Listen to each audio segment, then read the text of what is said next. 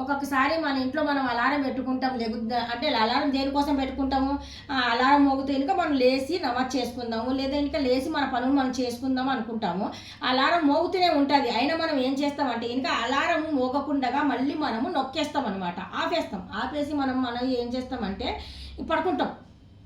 మళ్ళీ లెగుద్దాం 5 నిమిషాల తర్వాత, మళ్ళీ 5 నిమిషాలు అనుకుంటూ గ్యాప్ ఇచ్చుకుంటూ వస్తాం. అలాగే మన ఇంట్లో ఒక పిల్లిని మాత్రం పెంచుకున్నాం అనుకోండి, అది అస్సలండి కాదుని కలుపు, అది అస్సలు మనం లెగిసి తన మాట విన్నంత వరకు అది వదలదు. మనం లేచి మాట ఆలకిచ్చేంత వరకు అది అస్సలు వదలదు. చెవి దగ్గరే మా ఇంట్లో అయితే రౌండ్గా ఒక్కొక్కరి దగ్గర ఒక్కొక్కసారిగా రౌండ్ అప్ చేస్తూనే ఉంటుంది. అసలు నిజం చెప్పాలంటే మా ఇంట్లో మా యూకి వచ్చిన తర్వాత తహజుద్ నమాజులు ఎక్కువైపోయినాయి. అప్పుడు తహజుద్ నమాజ్ అనేది నాకు తెలిసేదే కాదు. తర్వాత అంటే తెలుసు, బద్ధకం అనమాట. చెప్పాను కదా ఇందాక, బద్ధకము అంటే ఇంకా మనకు 4 డబ్బులు వచ్చేస్తున్నాయి కదా, తింటున్నాం, సుమారుగా మస్తు పడుకుంటున్నాము అనుకుంటున్నాము. ఎన్ని రోజులు మనం తింటాము, ఎన్ని రోజులు మనం భూమి మీద ఉంటాం, ఎన్ని రోజులు మనం ఆరోగ్యంగా ఉంటాం, ఎన్ని రోజులు మన కష్టాలు లేకుండా ఉంటాయి, మనం పడుకుంటాం చెప్పండి.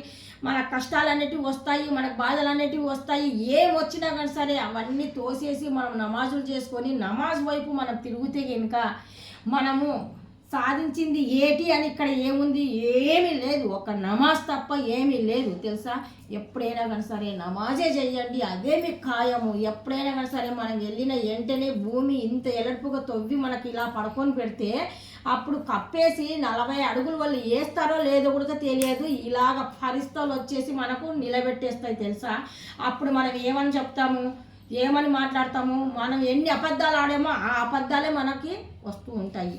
మనం అదే నమాజులు చేసి దువా చేస్తూ ఉంటే ఇంకా మన జబాన్ దువా నమాజ్ ఇవే ఉంటాయి.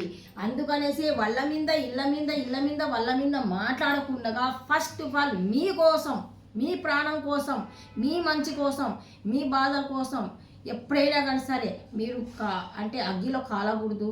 ఇక్కడ వచ్చేసి సరసరే మరిగే నూనెలో ఫ్రై చేయబడకూడదు అనుకుంటే కనుక మీరు ఏం చేయాలంటే, ఇవన్నీ ఉత్తుత మాటలు నిజం కాదు అని మీరు అనుకుంటున్నారు. ఏది నిజం ఏది అబద్ధం మనకు వెళ్తే కానీ తెలియదు కదా. ఇందులో పక్కాగా ఉన్నాయి కదా అన్నీ.